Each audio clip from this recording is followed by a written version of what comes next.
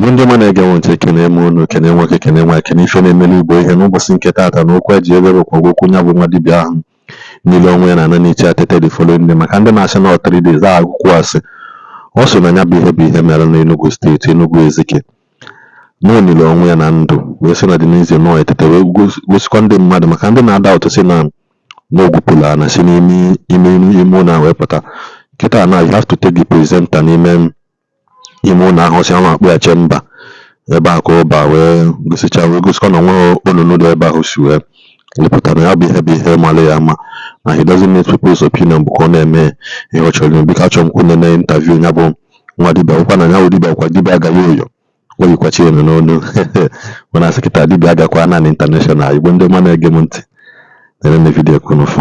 Alright. Biko mitụla emetara ashọ nwa bụ na onwe m chọrọ igwu unu maka onwe ndị na-ajụ ajụjụ ma onwe ndị na-asị m ịghọtago based on say that na ife melunu last 2 or 3 days ago based on say na mmadụ this young man here now just watch m this young man here now o nyere onwe na ndụ onye a bụ dị obele nwa na-ebe agụ mbọ the youngest dibia na Enugu Ezike now nyere onwe na ndụ pụtakwa the next day ịghọtago no some persons was saying that say that in that grave no will be red cloth block we hole osu mepo we bana ime the next one odago almost have no okay mo amo kaka so but actually na ka no take kai funny if possible mo ko the possible can we keep pick my just step map ko ni be ba na you go enter there odago nsogbu adị ihe kwuru enwe ihe nọ there but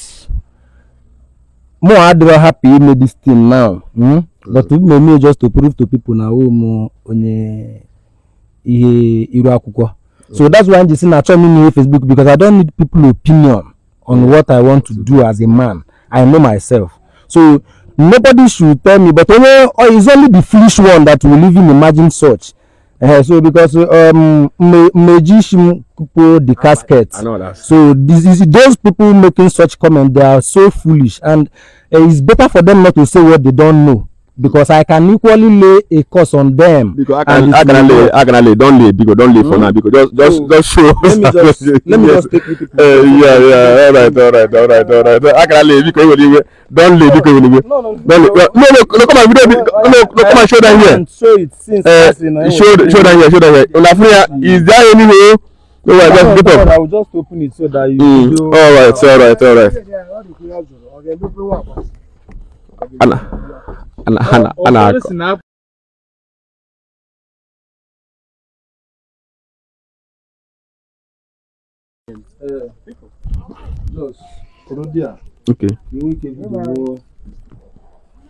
Okay. My chamber. Yeah, but chamber. I'm not coming able to knock like we but only the foolish ones. So here I'm I will just for your fans to know the legit, but in the actual sense, I course you need anything to prove to anybody that you can believe it, you can live it. You understand? Yeah. So that is one thing about life. You know, mouth will still talk. So, but I did not do it for somebody. I'm not in a competition with anybody. So I do my things my own way because I'm different. So nto no si na ade e be je katakwa ka ifekwa na OBM like this mmadụ nwere ike ime the half imitate but oga have na tare more. So yeah, for those saying that onye achọkwa nwere ike try ya bịakwa bịa afụnanya ọ bụrụ bịa afụnanya na ya nwere ike try ya since o ma the way ka emekwa anya ka all right red cloth honey video go down my first chamber okwa red cloth no there. Yes, ngwa bia ko eba this is the red cloth so so I deal on red with the reasons. So but you know na the spiritual ga aghọta ihe mere iji ho red cloth eba maka o nwere reason ilekwa anya ifu na everywhere red. So all hemrin imekwa igosi. All right. Ikolo maka ndị Thomas ekwe I think I have tried enough. I think I have tried to show you guys that mezenu ko osu we ga obugodu na oke ogwu ọrụ na udu mmiri a n'udu mmiri a niile ezokwa n'udu mmiri na-ezo ọ bụrụ na oke nnọọ o mefu na asị na nwere ike ọ bụrụ na ya bụ the thing. Anyway, I think he has cleared himself, and anyway, I will not bring this kind of stuff. Maybe Dibia that will do agwu again from today henceforth. In Juju gather reasonable. I just have to do this thing now. Couldn't we fully find nature? I black osweme. He gave me he gave me you need the stress you will give much no. Understand one thing about me. Before I don't want to do Facebook something. It's not just like he created the page. But I don't need people's opinion on what I came to do in this life. So because in the olden days, or they were like that. Yeah, so and then they mad na buy million band phone adro. So keko si na onye odere na mata at echi onya. Mo onye na adakwa na be m feel no ebe ka record ya me social media. Ọ dịghị allowed. But ihe mere nji tie the event na social media kwa ka ndị ba mana ihe ahụ eji mara Enugu Ezike ka dịkwa mana ọ just based on mpụ na aghụghọ maka ihe ego bịa mezie ọ dịzịa ka omenala anago ịghọtago now. So all ihe mere I think I believe you guys have heard him clear and loud because we you know what I next time back like the way we share us with Luche ado by the way now I mean walk like seriously thank you so much and God bless you.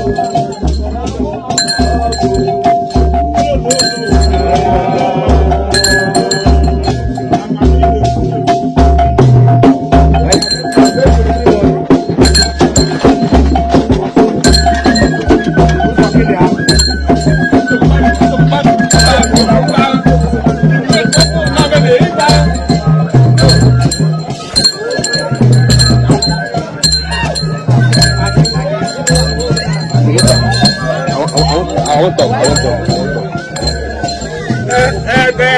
Normally he's back. Oh, he's back. Oh, cock the Enugu State. All the way from Ametara, Enugu State. You got to go. And it just seems that the young man that buried himself alive is back. You got to go. He has returned from the death to the living. Watch out now. Just watch him. Life and direct.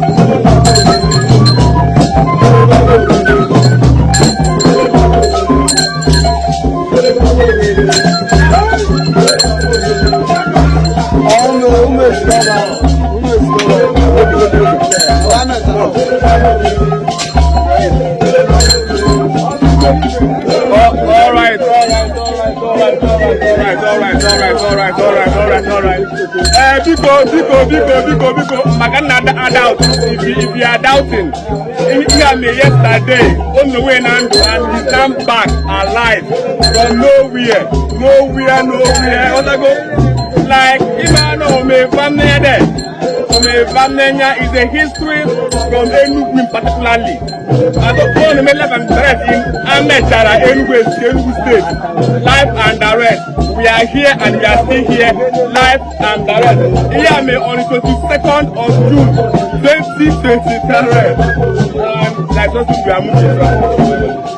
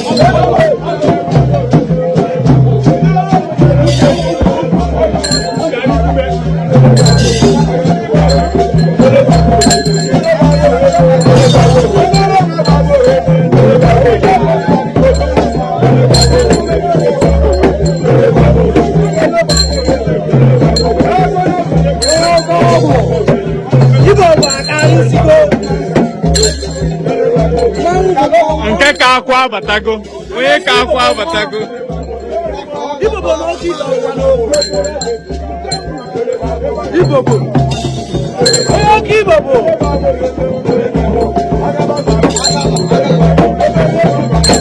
obi ya bụ odogwu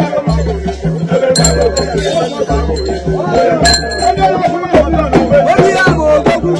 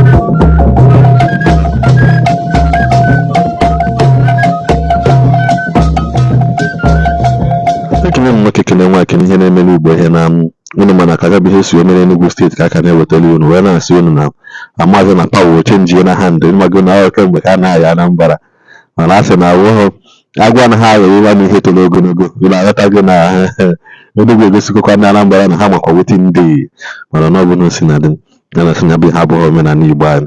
Your magic is not part of the thing na iji mara Igbo maka ndị na-eme nke ha na-emesi na ọgwụ Yoruba ka ha na-agwọ amaghị na nke a ya akpụ ya ọgwụ ndị Fulani ka ya akpụ ya ọgwụ ndị Hausa mana Igbo mụrụ nze m ọzọ ekwuchakwa m ka ọha m na asị mebe na nature video I share this video subscribe na this channel subscribe channel you like the post drop your comment the notification ka na-enweta notification mgbe ọbụla itinye video ọfụ ekene nwoke ekene nwa ekene ihe na-emere Igbo ihe ka anyị nwere mbọ ọzọ.